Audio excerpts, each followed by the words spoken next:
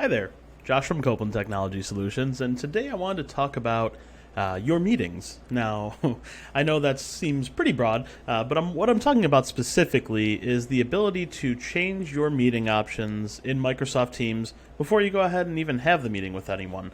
Now, I know we've talked about, how to create meetings, how to join meetings, and now there's actually some, different features that you may not be aware of that are already built into Microsoft Teams, and you have the ability to, kind of go through and customize a lot of your meeting before it even happens. So, without further ado, let's just get into it. Should be pretty quick.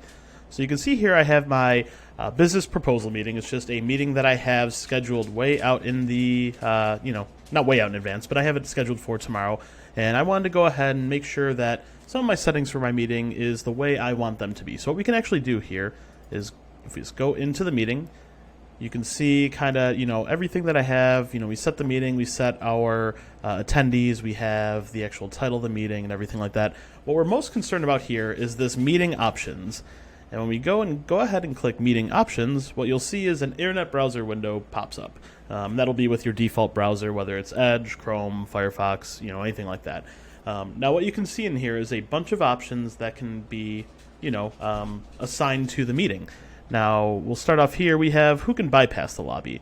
This is a good way to make sure that if you have people that you don't want to find their way into your meeting for security, privacy, confidentiality reasons, you can go ahead and just hit, this little drop down here. And we have the ability to set it for, people in your organization, your trusted organizations and guests, people in your organization and guests, just people in your org, only people that you invite, or only yourself. You can make it so it is just you who is able to bypass the lobby, and then you have to let everyone in. So you can kind of screen, make sure that the people that you want in the meeting are going to be the ones, in that lobby, and then into your meeting from there. We can always let callers bypass the lobby. I would just leave that off just in case. Totally up to you if you want to leave it on or not. Announce when callers join or leave. This is good to know when, someone new is joining the meeting. Let's say you had something in progress and, someone was a little late for the meeting. You would still get that notification that the person that was, a little bit late to the meeting, that they did in fact show up. We have the ability to change who can present, so you don't have, someone random hijacking your meeting and going ahead and showing you a nice picture of their brand new cat. Like, it's great that you got a new cat, but we're trying to have a meeting right now. Just you can set that to everyone. You can set it to people in your organization. You can set it to specific people, and there's even a drop down here. So Eric was in my meeting, so I can go ahead and actually just search and call him out specifically and make it so it's just myself and Eric that are able to present for that meeting. You also have a nice ability to go ahead and either allow the mic for all of your attendees and also allow the camera for all of your attendees. You have the ability to turn both of these off.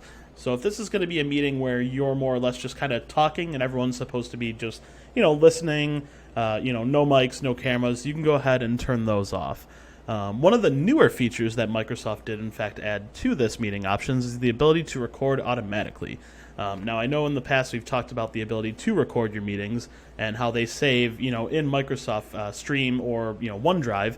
You now have the ability to just go ahead and enable that option to record automatically. So that way, if you, end your meeting and you forgot to record, Microsoft's got your back. It's always, you'll have your recording there. You don't have to worry about recording it if you already have this option enabled. Now, you can allow the meeting chat. That's pretty self-explanatory. That is just the actual text chat box. And allowing the reactions is the little emojis that we talked about before. Now, when you go ahead and hit save here, that'll just save all of your meeting options. It'll just take a quick second, and you can just close this out, and your meeting will now have all of those settings that you just, tailored to your meeting. So, let me know if this will help you out. Let me know if you knew this existed. Let me know if you didn't know this existed. I'm always interested to see how people are utilizing Microsoft Teams, and if there's any way I can be of assistance, I'd be more than happy to help. But outside of that, I'll catch you in the next video, and have a great day. Bye.